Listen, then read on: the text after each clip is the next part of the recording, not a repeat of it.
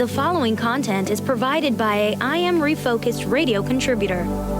Pastor Vera McEwen with Love God Ministries will be sharing today's message. And now, here is your host, Pastor Vera McEwen. All about we. W-E. We. And that we stands for with Emmanuel, because with Emmanuel, all things are possible. The message around we begins with Emmanuel. Emmanuel in Hebrew is actually three words together. Ama, Nu, El. Ama, Nu, El. Ama is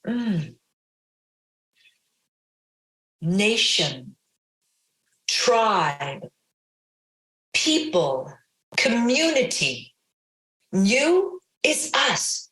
That community, we are that community, that people, that tribe, that nation.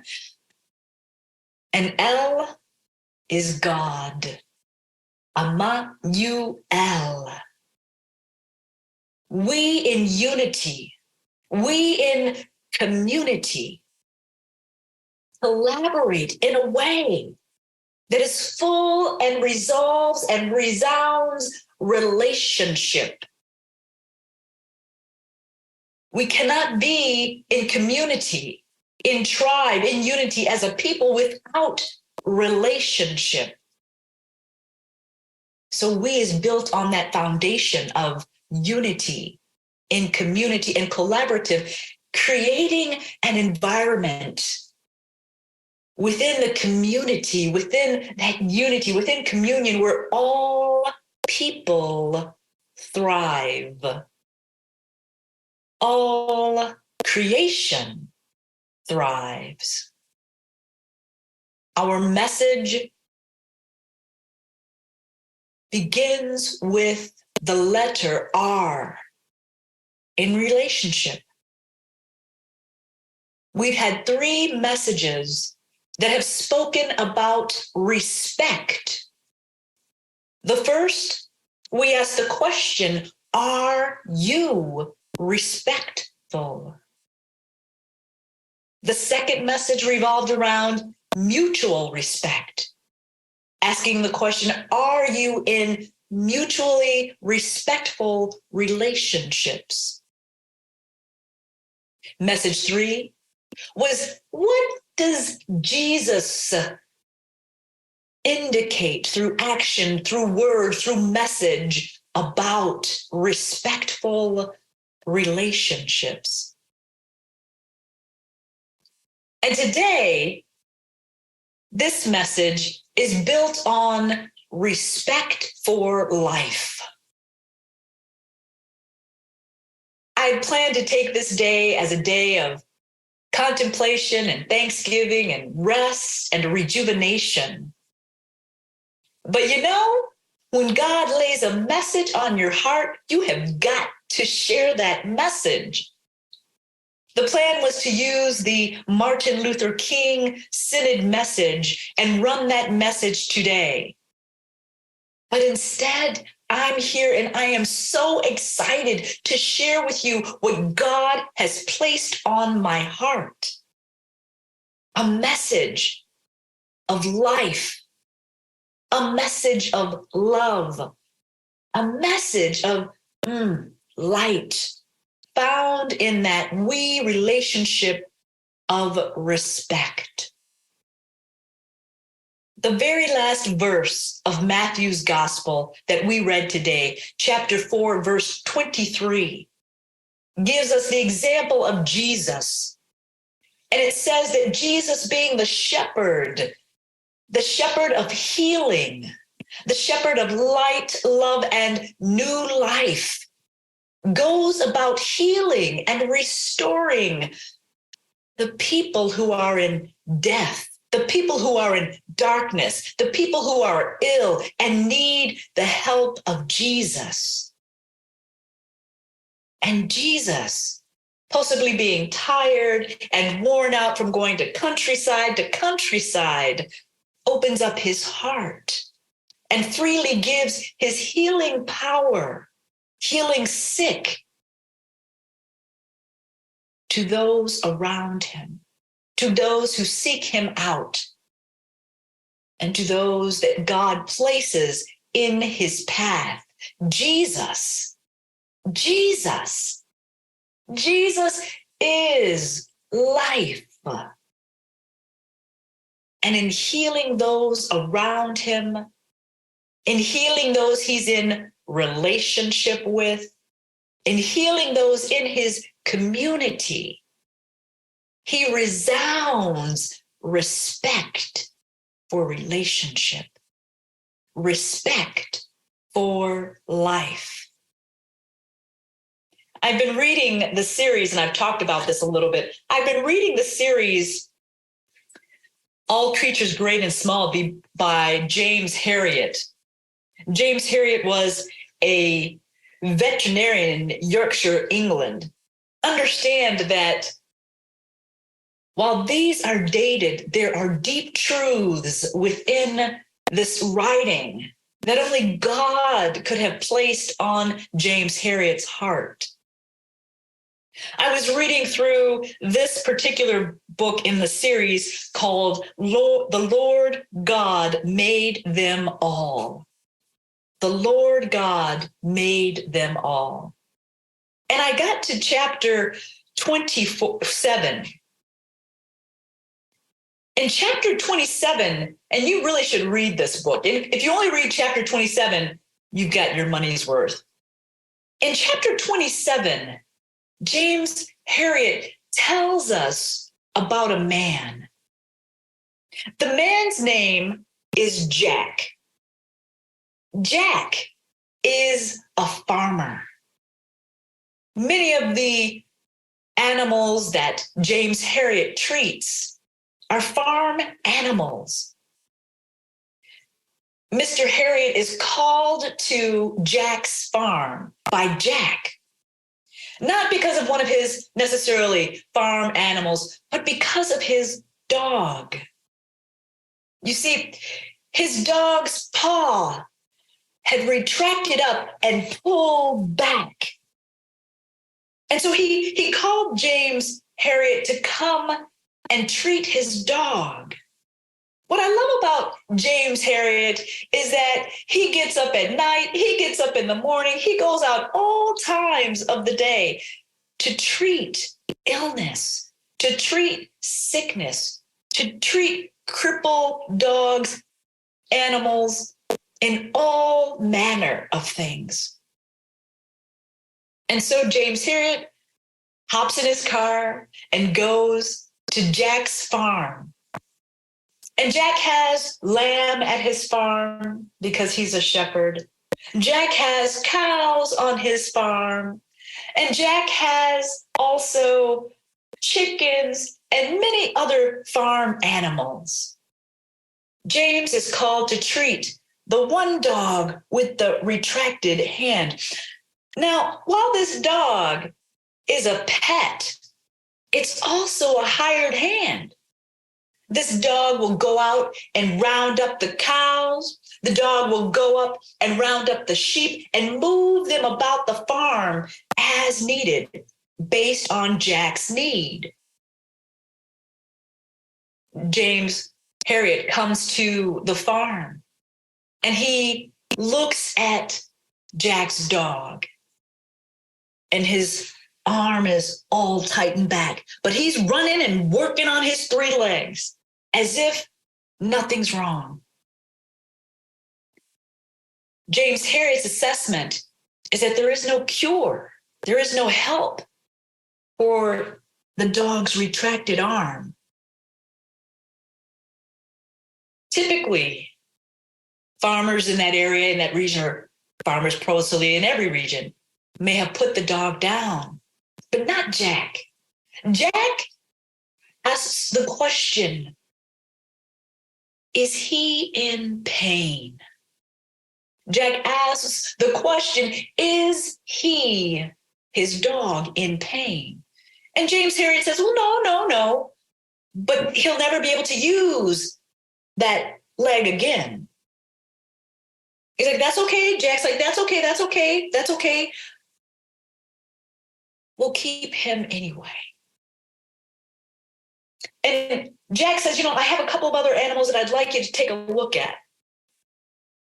And he guides James Harriet, the veterinarian, to a pen where there are several lambs, and they're new ewes, and they just can't get up. And they're lying down, and their legs won't push out so that they can just stand up. And immediately, James Harriet knows the condition. And it's a condition where a bug infects the brain of the lamb.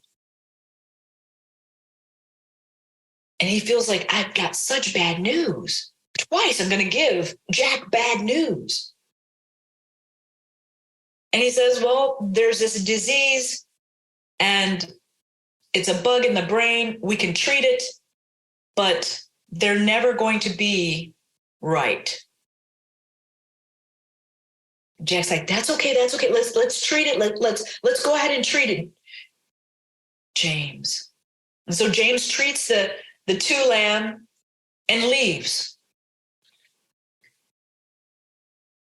Then one day, while James is in his office, Jack appears at the door, and it's urgent. His dog has been hit by a car. Now, this is the dog with the retracted arm, the leg that doesn't stretch out.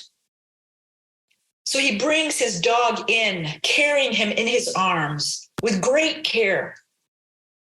And he lays them on the table, and he says, I don't know what to do. He was hit by a car, and now his back leg. James, can you do something? James looks at the back leg. And he says, we can treat it, but I can tell you right now that there's nothing we can do. He will not be able to use that back leg. And James feels like he's always giving Jack bad news about his animals. And this time he's sure that Jack is going to put this animal down because he is now a two-legged dog.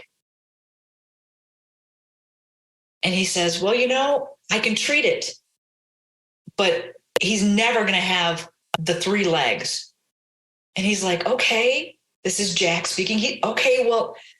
Is he in pain? Is he suffering? And James here says, no, but we could take care of him right here, and you wouldn't have, no. It's as if Jack recognizes that there's got to be some life. If there's any life in this being, if there's any life in this portion of God's creation, that he must not just do away with that life. He must protect and respect that life. And he says, no, we'll just keep the dog. And James Harriet is befuddled because most animal owners at this point would have gotten rid of the dog. A two-legged dog. There's no way in James' mind that he can ever assist the farm in the way that he did before. Jack cradles the dog, takes him out after the treatment, back to the farm. And then it's many months, possibly years, before he's called out to Jack's farm again. But he is called back out. And when James arrives, Jack says, hey, take a look over there. And James, to his disbelief, sees this two-legged dog running the sheep. He says, I don't know how it's possible, Jack says. And James is like, I have no idea either. But James is excited and Jack is excited. He's like, but can you see this? He's like, he is. He's seeing this dog running on two legs. Because Jack chose to respect the life within a portion of God's creation, allowing the dog to heal. And then James is shown the two lambs that are now older lamb, and their whole demeanor has changed. They're up, they're walking, they're moving around, and it's as if that bug brain never happened. That's three animals that were saved merely because Jack had a respect for life. And he says, James, I got to show you this cow. And James, totally bewildered, totally in awe of what God has done on this farm through the open, kind heart of Jack. Says, oh, okay. So Jack takes him to this cow. And this cow, it's a little calf, and it just keeps walking in a circle with its head kind of tilted toward one side, and it just keeps walking in a circle.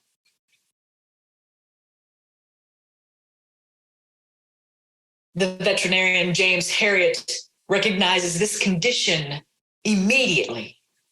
And he's sure this time Jack is going to have to put this calf down. It's a similar disease as the two lamb with the bug in the brain.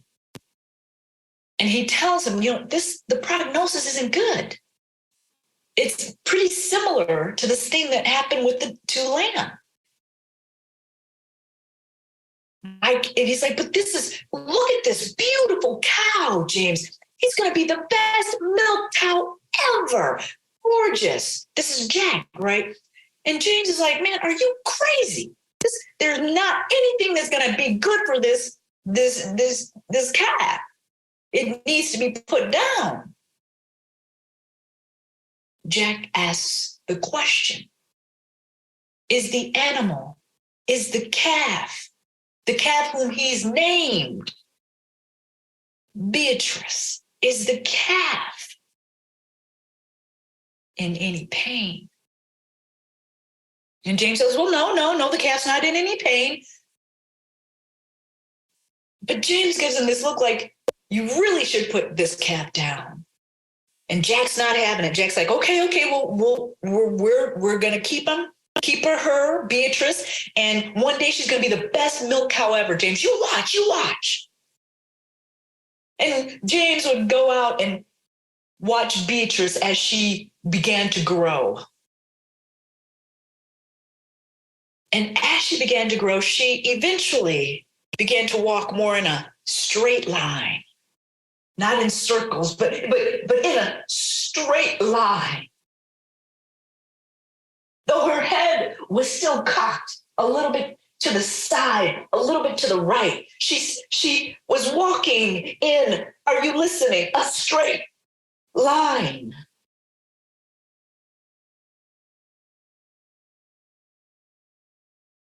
And week after week, month after month, not only was she walking in a straight line, she no longer resembled the same calf with the tightness in the right side. Her head began to straighten up.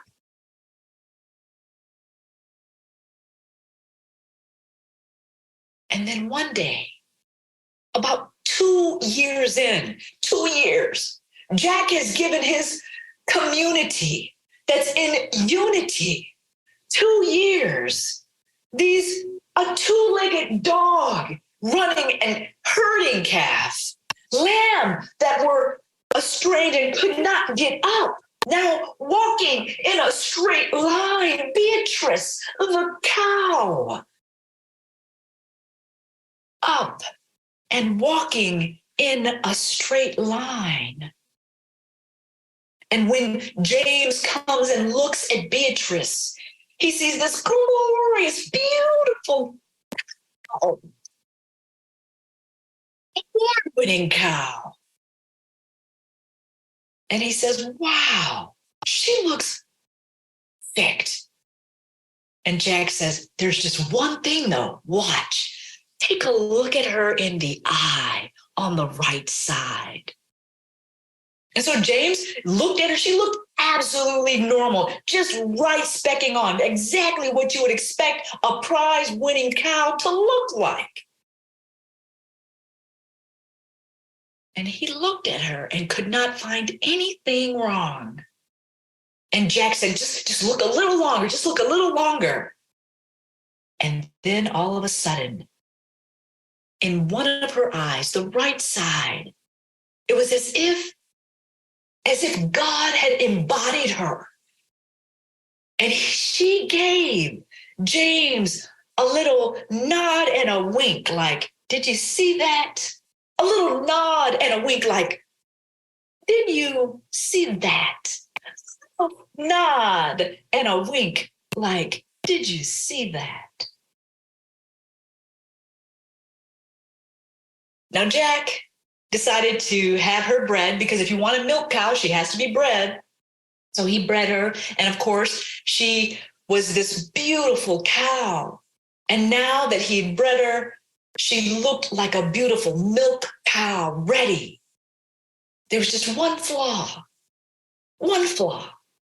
and possibly many, like we all have many. But this one particular that if you had known how she had been brought up, if you had known about her disease, you might catch it, but you wouldn't know if it was disease or if she was embedded by God and saying, hey, look here, I got a little something for you. Jack took his prize-winning Beatrice to the show. Now, this show was being judged by the one and only professional judge in the area. And this judge was known for walking through and noticing everything about the cows. And he was such a good judge that everyone in the region respected this man. And he was a colonel in the army too. So he carried himself really high. And so when he walked past the cows, he would look at the cows. Yeah, not that one, not that one, not that one. And he had narrowed it down to 3 cows. And wouldn't you know that? Beatrice. That's right. Beatrice, who had been lame at birth. Beatrice, who had been walking in a circle at the beginning of her life. Beatrice, who had her neck cocked to one side and her shoulder up, was in the last 3. The final 3. She had made it. Just as Jack had foretold, she had made it into the final 3.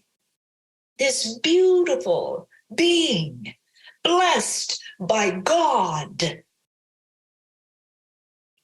Now, James Harriet tells an amazing story. And he says, at this point, the judge had been drinking a little bit and his face was red and he'd been, judging for all day. And he had gotten to this point where he just sat there and looked at these 3. He'd walk up and down trying to see some type of defect, some type of problem, some type of something that could distinguish between the 3 so he would know which one to choose as first, second, and third prize. And he was walking along. And he looks at Beatrice for a long time. He looks at Beatrice in the eye and she does that God thing. That thing that separates her from the rest of the pack, that God thing. She gives him a little of a wink and a nod. Like, how you doing, buddy? And he's actually wearing a monocle. The monocle drops out of his eye and he looks and he's like, what did I just see? He gathers himself together because, again, he's like a colonel in the army. And he comes back through and he's like, I don't know if I just saw that. I'm not sure. But he looks at the 3 again. And then he comes back and he looks at Beatrice. And she does it again, that little wink and a nod. Like, How you doing, buddy? And he selects Beatrice hands down as the first prize winner. What I love about this narrative of Jack and his farm animals is that not only was she producing milk for her community, Beatrice, not only was his two-legged dog still assisting on the farm, not only were the lambs up and walking, but it was Jack's respect for life that allowed this community to thrive. This community where it doesn't matter what you look like. It doesn't matter if you have some kind of thing going on where you're walking around in a circle because you don't know how to walk straight. It doesn't matter if several of your limbs are missing and you've got to run on just two. You are okay and you are accepted in and on Jack's farm. I want you to know today that is Jesus. Jesus welcomes you no matter who you are, no matter where you come from, no matter what your background, no matter what you look like, no matter if you have a bug in the head, no matter if you're walking around in circles, no matter if you cannot walk straight, no matter if it's a day when every limb cannot function and you can only function on two. God, through Jesus Christ, has saved you, cleansed you, made you into a new life, and you are accepted and welcome on Jesus's farm. I'll never forget Boo Man. Boo Man was one of my horses. And I called him Boo Man because he was afraid of everything. He was raised trotting, cantering, and being in an arena. And I was used to trail riding and taking horses outside. And so Boo Man and I would go outside and he'd see a bush and he'd jump to the side. He'd see a tree and he'd jump to the other side. And this was my Boo Man, and I absolutely loved him. His registered name, because he was a registered quarter horse, was Rallying Jack. And Rallying Jack was he was my first horse that was so amazing. He was the most beautiful horse you'd ever see. Had a white blaze down his face. Had this dark bay color, this dark brown. Had a black mane, shiny. Had a black tail and 4 white socks. Gorgeous, gorgeous horse. And one day I got that call. That call you never want to get from the stable. And I picked up the phone and the owner of the stable was on the phone. He's like, "Hey, I think you need to come out and take a look at your horse." I'm like, "What?" He's like, "I think you need to come out to the barn and take a look at your horse." I'm like, "Okay."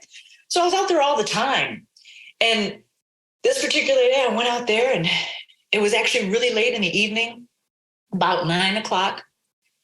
And Boo Man was in his stall. And every so often he'd lift his hind leg and hit his stomach. He'd lift his hind leg and hit his stomach. And I could tell that something was really wrong.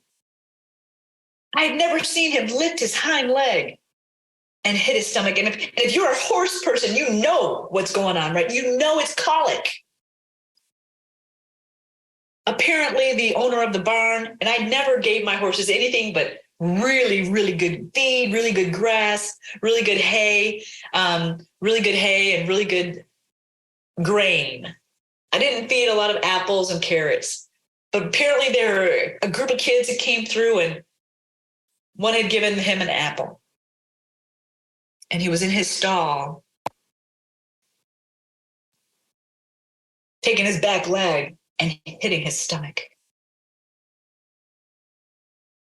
And the owner of the stable said, "You know, Vera, I think you should call the vet." I'm like, "Okay, I'm going to call the vet." I was in tears. I call the vet. The vet comes out. and says, Vera, you can walk him around tonight and see, but I think we're going to have to take him out back. And if you're a horse owner, you know what it means when a vet tells you that you're going to have to take him around back. It means a single bullet to the head. It means death. And I wasn't seeing that. I wasn't having that for my Boo man. No, I couldn't imagine doing that to Boo. So I all night walked him around the arena. Now the vet left and said, now I'm coming back at 12 midnight. And if he's still doing that, Vera, that kicking the stomach, we have got to put him down. I walked him all night. I walked him in circles one way and the other. But every time I stopped, Boo Man would kick his stomach. The vet showed up right on time at 12 o'clock. And I said, is there nothing else that we can do? Can we just do something? I couldn't afford to have Boo Man go. And he said, there's one thing that you can do, but it's going to be really expensive. You should just take him out back. And like, well, what is it? What can we do? And he said, well, you can take him up to Michigan State University right now. You can take him up right now and they'll do surgery. And it might, Vera, it might help. It may not even help. And it will be thousands of dollars.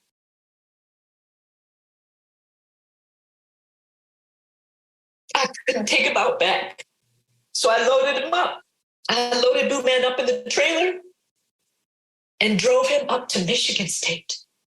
Now, before I drove him up to Michigan State, I had to call. They told me what the bill would be. And I called around because I didn't have horse insurance and they wanted cash. So I got the funding and he went into surgery. And they told me, even after surgery, if the surgery looks good, he still may not make it. You can still put him down right now and we will not charge you. And I said, no. Boo Man had the surgery. And after the surgery, I was still there. He was standing tall, just like he'd always stand tall with his glorious dark brown fur, with his glorious black mane, black tail, glorious being of God. But I would only find out that would be just the beginning. I took him to another stable so that he could recuperate. And just about all his hair fell off. All that glorious mane and tail and hair fell off. But he and I, we'd go walking in circles every day. And after a year, he looked just the same. Full of grace, full of light, full of beauty. And while he could never do the things that I'd done with him again, he could never run fast, he could never jump, he could never do all the glorious things that we were doing, he was alive and free and beautiful. Respect for life.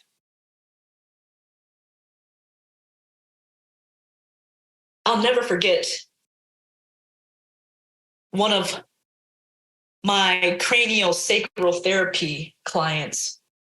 As many of you know, I used to be a cranial sacral therapist. And I had clients who were young people, and I absolutely loved it. Young people in the spectrum, young people with Downs, young people of all sorts would come through my office. This one particular family would come through. And just recently, probably about 4 or 5 years ago, I was speaking to the mother because we moved back out to Washington. I reopened my practice. And she said, I got to tell you something about your daughter. She said, I want you to know this about your daughter. Now, I call my daughter Lovely.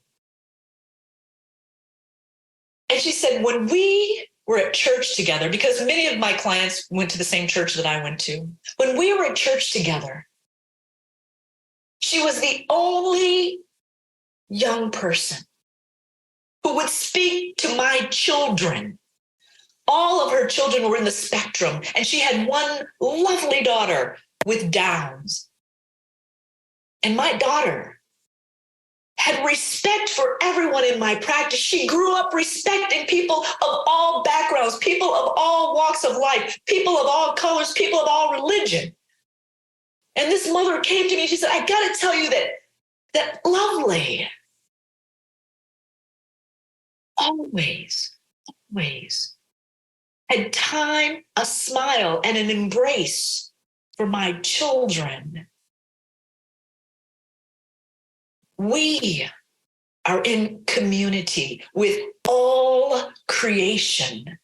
We are in community, and with Emmanuel, with God, all things are possible. You see, it doesn't matter if you have two legs and you are expected to not do anything. You can get up and move. You can speak. You can do whatever it is. If you're a dog, you can herd. We see that with Jack's dog. It doesn't matter if initially you got a bug going on and you don't know which way is straight, which way is up to get up. You are a child of God, and within that being, you can be respected by God because you have life within you. It doesn't matter. It does not matter if you have something that's causing you to walk in one circle right now. God can take that and make you walk straight. You just have to give it time. We have to respect all life and give all life a chance to thrive. That's what a we community does, because we are in relationship with all life. It doesn't matter what you look like, where you come from. It doesn't matter what your background. You have time and space in this ministry. Because one of the things that we are founded on is respect for life. May the peace of our Lord Jesus Christ be with you always. Please share that peace with one another. Hey, it's Shamai Reed with I Am Refocused Radio. Make sure you go to IamRefocusedRadio.com to listen to today's episode. Once again, like we always say, keep God first, stay focused, and peace.